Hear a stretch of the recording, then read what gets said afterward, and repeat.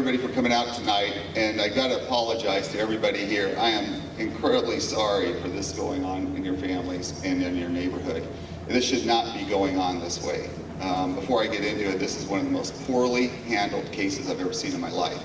And I'm gonna walk us through what's occurred on this case and how poorly handled it's been from day one. But before I do that, I've got to tell you, you've got some very dedicated people in this community, like insanely dedicated. And you've got to be very proud that you got people like Sue Bloom, Jim Forsini, Paul Barnes, Peter Sperling, others who have decided to make a commitment to protect this community. And it's just something you don't always see in other places, but you see it here in Arcadia. For those of you that know, I've been a representative of Arcadia probably for close to 10 years now. I didn't even think it was that long. And I know most of the people in here, I'd say probably 60% of the people in the room I know on a personal level. And again, I'm apologetic for the fact that this is actually happening in our community like this. It should never have occurred. This should never have happened to this level. It should have never gotten to the point where you have to have 500 people take time out of their families, out of their days, out of their lives in order to be able to rally like this. This should have never have occurred like this. But if you look back in the history of where I've been when it comes to preservation, I've been involved with Paul Barnes and others in creating the specific plan for this community, which means it's residential, keeping the character the way that it is. If you're looking for intensity, if you're looking for commercialization, you're supposed to go to the corners, not inside of a development. So let me cover just a couple myths that are out there. Jordan did an excellent job bringing this up right off the bat. Nobody has ever talked about moving the home. It's a myth that's been created. I've seen it in the newspaper multiple times.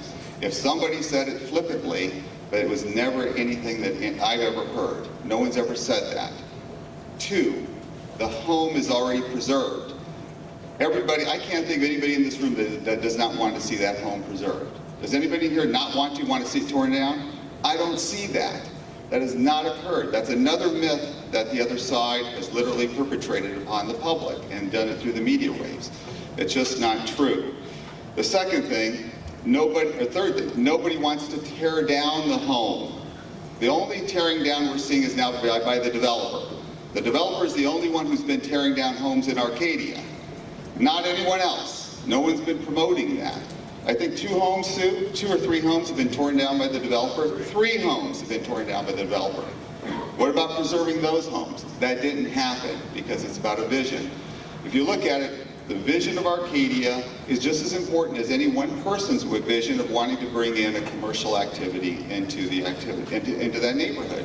Your preservation of your home, your preservation of your values, your preservation of your property is just as important as another person's. So likewise, that needs to be handled in that respect. And that's why I believe that the commercialization is problematic for this area. It just doesn't make logical sense to be able to do that. So I'm going to cover just a couple things that are problematic that we have not seen yet, because they still have to file the specific plan on the zoning case.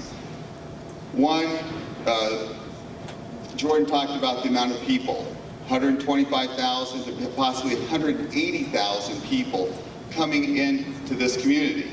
They sat down with staff and said, we're looking at a maximum of 500 people. So that, if you look at a maximum per event, per day, it could be 182,500 people. Let's bring it back down to what they said before in the past. They want to bring in 120,000 people into this community. The amount of decibels. You really think your government's going to be able to come out there and handle that? We're not. I'm not going to sit here and lie to you and tell you that the city can handle those things. We don't have the staff capable of coming out there every day with a check and making sure that the noise levels are there. It's not going to be workable. It isn't going to work. You're going to see that occur. The only way to do that is to find out where you can limit the amount of activity that's on the site. Now let me cover just a couple of quick things and then I'll get off here. I don't want to take up a lot of the time, but I do want to cover just a couple things that are occurring not just out here, but it's happening throughout the entire district. There is a movement, and it's a whole different way. It used to be where you'd sit down with people. The other thing is, and you've heard Jordan say this, we've reached out to the developer, because that's what he is. He wants to develop the property. We've reached out to them and said, we want to meet with you collectively and try to figure this out. Each single time they've said, no, we're not going to do that. They're going to try and meet with you personally. My request from everybody in here is to work together as a team, stay united. You've got a team that's helping you out over here. Please back them, stay with them, tell your neighbors to stay with them. Don't sign anything on the other side, whatever you do, until you work with the team that's literally going and doing their best right now to protect you.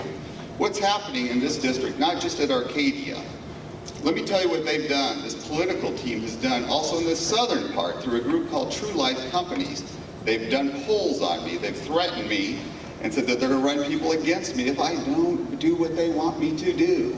And I've told them before, and you've heard me say this before, line up behind the government unions.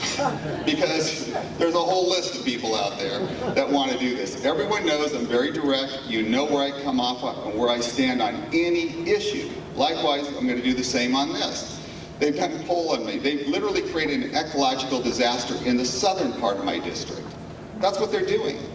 They've got numerous complaints against them from the city of Phoenix. Numerous, piled on, and they owe $1.3 million in taxes.